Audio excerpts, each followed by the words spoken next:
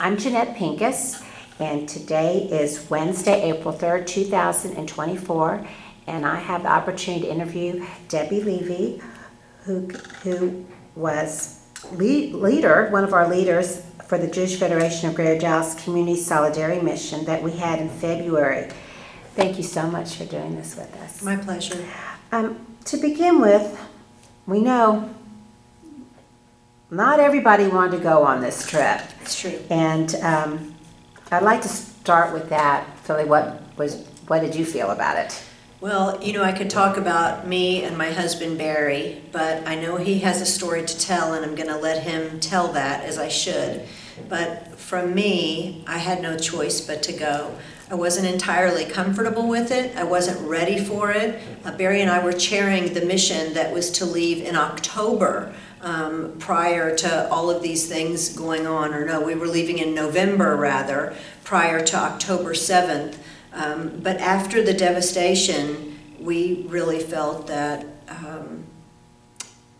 we had to share something of ourselves with Israel, something that was hard to do, and we really wanted to be there. We wanted to share our resource with Israel. We wanted to share ourselves, our souls. We wanted to be on the ground. We wanted to rent a hotel room. We wanted to not abandon the people. We walk around all the time and we talk about how dear Israel is to us, and we have campaigns. I'm very active in Federation, for instance, and to me, it just didn't have the kavanah without us landing and putting our feet on that soil. We had to go. We had no choice. Was that an easy decision? Absolutely not. Was our family behind us? Not necessarily. They said, do what you have to do. But they weren't jumping up and down that we were going in a time of war. The reality of that is that we did sign a document from the Israeli military saying that we understood what kind of a time we were going to. We did have to call our life insurance carrier and make sure that a claim could be paid for our children's legacy. But that's how strong we felt about going now. In fact, we'd look to people to our right and our left and say, come join us, there's still room.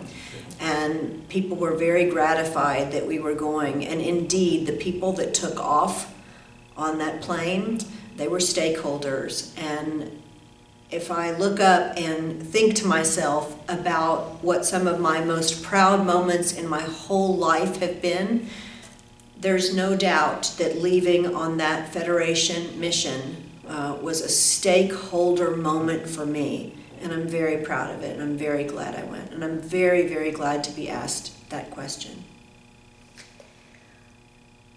While you were there, there's some special moments. There were many that I'd like you to share with us.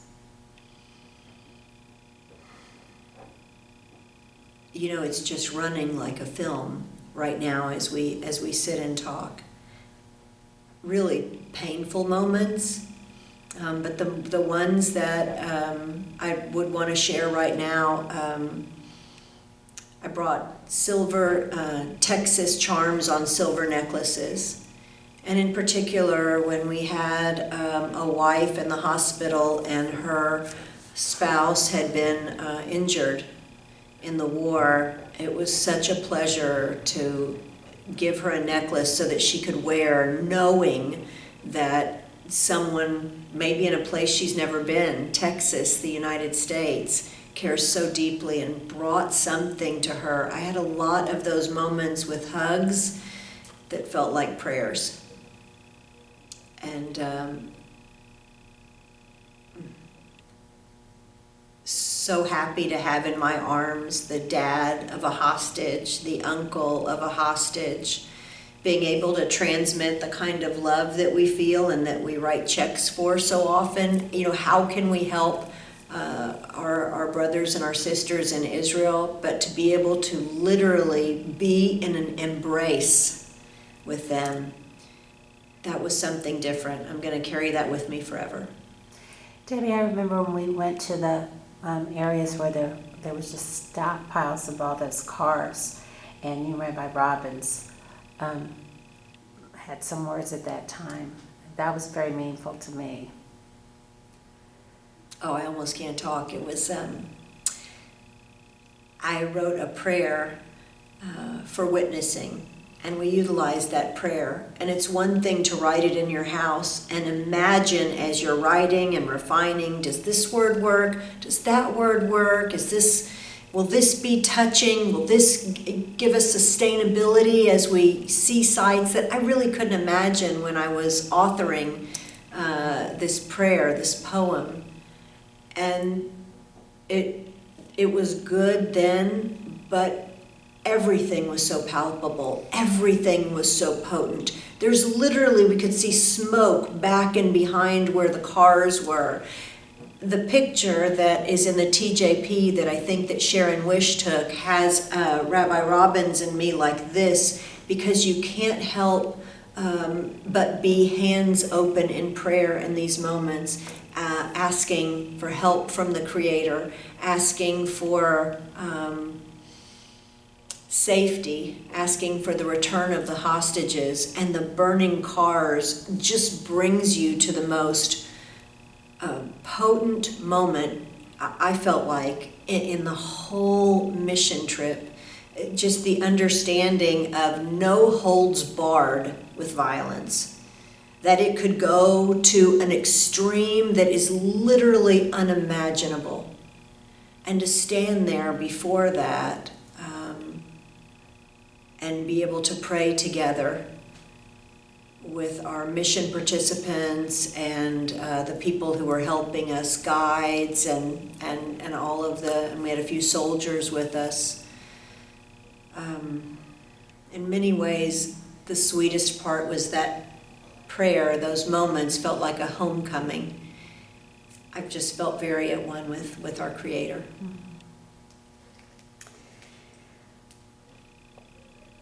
What would you want people to know about the experience that we had? I know when we came back, like, there's such a need for us to share. I think that one thing that I brought back was how necessary it is, not that we're all in the mission business, right? I mean, that's not the primary goal, although we want all of our kids to go and we want to go. But now I would almost say, I think we all have to be in the mission business, because there's too much that's left that's just gray and fuzzy and foggy. And you know, what's amazing was we would be there and, you know, you might be with kids in school, you know, people are still going to the theater. There still is sweet, good life in Israel. But the news bites and the things that the reporters and the publicity shown, that's not all there is here. And there's still much sweetness to be derived out of being there, being with the Israeli people. And I think the biggest thing that I would want other people to know is you gotta take that trip. You've gotta go get your feet on the ground. It's interesting how we made those missions very short. All of these missions pop up so that we don't all have to say, well, we don't have 2 weeks. But you know, you have 5 days. And although it possibly could sound very difficult, I would do it again, and I will do it again. And I hope everybody who's seeing this video will come with me. Is there anything else that you would like to share?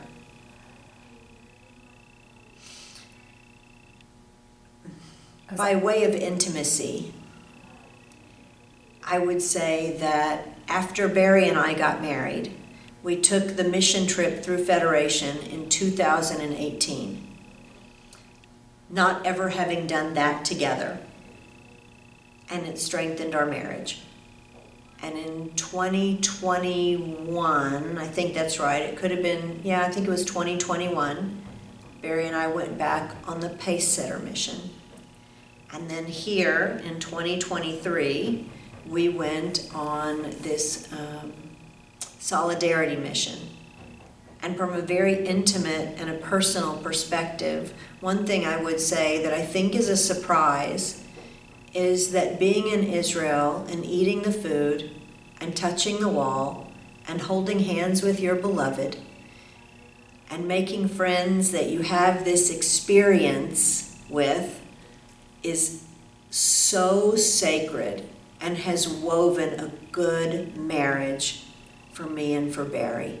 And I think people might be surprised at that. But people who often go on these missions, and I know, you can go by yourself and you can have a guide, but there is just something to getting on that bus and your friend back here is asleep, or you say to your honey, I'm gonna go sit with Jeanette for a minute. We wanna have a little talk while we go, 2 hours this way to see another site. Going to Israel is enriching for whatever relationship of the person you bring along. And you and I had people that didn't bring a beloved with them, and we are fast friends. There is a magic potion in Israel, and you must go experience it for yourself. Debbie, thank you so much for sharing your story and experience. This really appreciate, and I'm going to say everything that you do too for the Jewish community. Thank you very much. We appreciate it. Thank you. Love Dallas Jewish Historical. So good. Thank you.